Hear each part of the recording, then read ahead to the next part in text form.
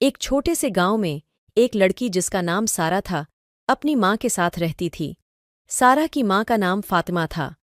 فاطمہ ایک بہت مہربان اور محنتی خاتون تھی جو اپنی بیٹی کی ہر خواہش پوری کرنے کی کوشش کرتی تھی۔ ایک دن سارا نے اپنے دوستوں کے ساتھ کھیلتے ہوئے ایک خوبصورت گڑیا دیکھی۔ سارا نے فوراً اپنی ماں سے گڑیا خریدنے کی فرمائش کی۔ فاطمہ نے سارا سے کہا، بیٹا، ابھی ہمارے پاس پیسے نہیں ہیں، میں جلد ہی کچھ پیسے جمع کر لوں گی، پھر ہم یہ گڑیا خرید لیں گے۔ سارا نے کچھ دن انتظار کیا، لیکن اس کی صبر کی طاقت کمزور ہونے لگی۔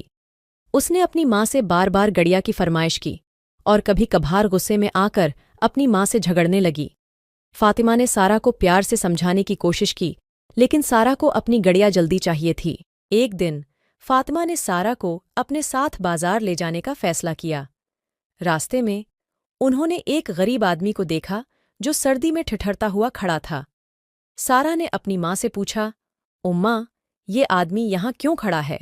فاطمہ نے کہا، بیٹا، اس کے پاس گرم کپڑے نہیں ہیں، اس کے پاس اتنے پیسے نہیں ہیں کہ وہ اپنے لیے کپڑے خرید سکے۔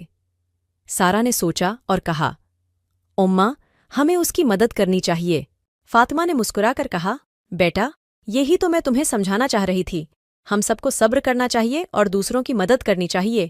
ہمیں صبر کرنا چاہیے اور دوسروں کی مدد کرنی چاہیے، کیونکہ اصل خوشی دوسروں کی مدد کرنے میں ہے۔